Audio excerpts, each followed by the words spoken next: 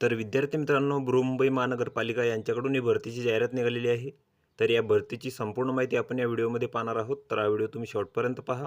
तर इथं बघू शकता बृहन्मुंबई महानगरपालिका, तर राष्ट्रीय नागरी आरोग्य अभियान, बृहन्मुंबई महानगरपालिका यांच्या लोकमान्य टिळक महानगरपालिका सर्वसाधारण रुग्णालय व लोकमान्य टिळक नगरपालिका वैद्यकीय महाविद्यालय शीव येथील NRC व ZRC अँड CLMC विभागाच्या कंत्राटी पदांची इथं भरती निघालेली आहे आणि त्यासाठी इथं पात्र उमेदवारांकडून अर्ज मागवण्यात आलेले आहेत आणि ही पदे इथं मुलाखतीद्वारे भरले जाणार आहेत। त्यानंतर इथं रिक्त पदांचा तपशील दिलेला आहे। तर 1 नंबरचे जे पद आहे ते आहे वैद्यकीय अधिकारी।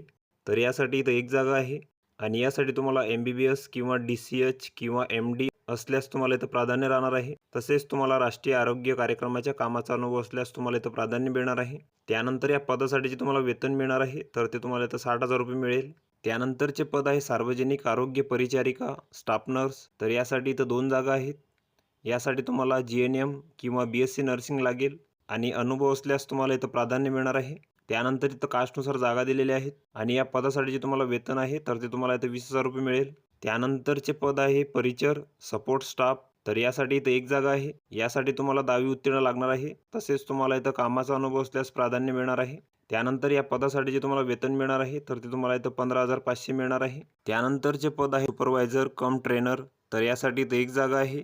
यासाठी तुम्हाला कोणत्याही शाखेची वैद्यकीय पदवी लागणार आहे किंवा BSc होम सायन्स अन्न आणि पोषण किंवा BSc नर्सिंग IBCLC सर्टिफिकेशन तुम्हाला इथं लागेल आणि अनुभव असल्यास तुम्हाला इथं प्राधान्य राहणार आहे। त्यानंतर या पदासाठी जे तुम्हाला वेतन मिळणार आहे तर ते तुम्हाला इथं 40,000 रुपये मिळेल। त्यानंतर या पदांसाठी जी वयोमर्यादा आहे तर ती वैद्यकीय अधिकारी या पदांसाठी 18 ते 38 वर्षे आहे खुल्या प्रवर्गासाठी।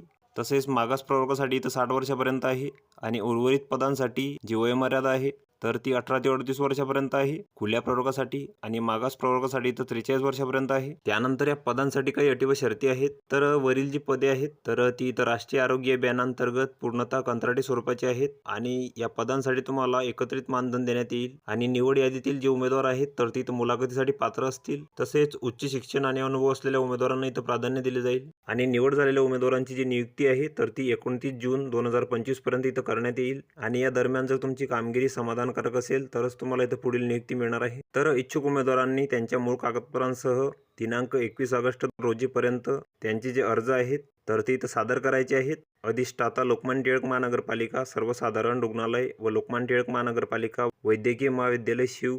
तर यांच्या कार्यालयात तुम्हाला तुमचे जे अर्ज आहेत तर ते इथं सादर करायचे आहेत आणि अर्ज तुम्हाला इथं साक्षांकित कागदपत्रांच्या प्रतीसह इथं सादर करायचा आहे।